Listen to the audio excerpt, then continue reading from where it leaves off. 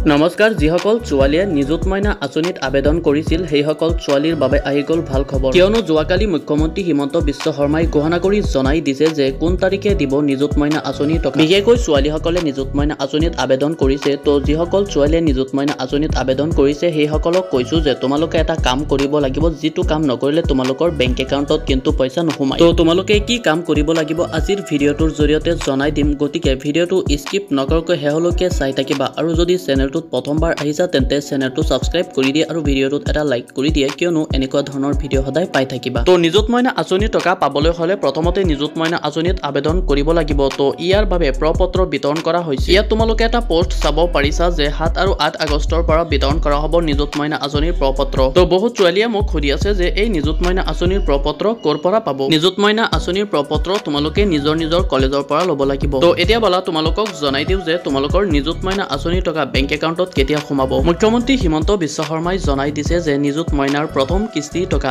11 অক্টোবৰৰ পৰা বেংক একাউণ্টত সোমাই পৰিব তো এতিয়া বলা তোমালোকক জনাই দিও যে কি কাম নকৰিলে তোমালোকৰ বেংক একাউণ্টত পইচাটো নোসোমাব তো প্ৰথমতে শুনা তোমালোকৰ বেংক একাউণ্টটো যদি বহুত দিন ধৰি ইনএক্টিভ হৈ আছে অৰ্থাৎ লেনদেন হোৱা নাই তো তেনেকুৱা বেংক একাউণ্টত পইচা নোসোমাব পাৰে এক্টিভ হৈ থকা বেংক একাউণ্টটো আবেদনৰ সময়ত দি দিবা আৰু বেংক একাউণ্টৰ সৈতে যাতে আধাৰ কাৰ্ডটো লিংক থাকে এনেকুৱা কিছুমান ষ্টুডেণ্ট আছে যাৰ বেংক একাউণ্টটো লেনদেন নথকাৰ কাৰণে ব্লক হৈ আছে তো সেই ক্ষেত্ৰত ছোৱালীয়ে বেংক একাউণ্টটো এক্টিভ কৰিব লাগিব তো ভিডিঅ'টোৰ শেষত তোমালোকে কমেণ্টত জনাই দিয়া যে কোনে কোনে নিযুত মইনা আঁচনিৰ বাবে আবেদন কৰিবা ভিডিঅ'টোৰ শেষত আৰু এটা কথা তোমালোকক জনাই দিও যে যিসকলে এছএছ পাছ কৰিছে তেওঁলোকে স্কুটিৰ বাবে আবেদন কৰিলে নিযুত মইনা আঁচনিত আবেদন কৰিব নোৱাৰিব আৰু নিযুত মইনা আঁচনিত আবেদন কৰিলে স্কুটিৰ বাবে আবেদন কৰিব নোৱাৰিব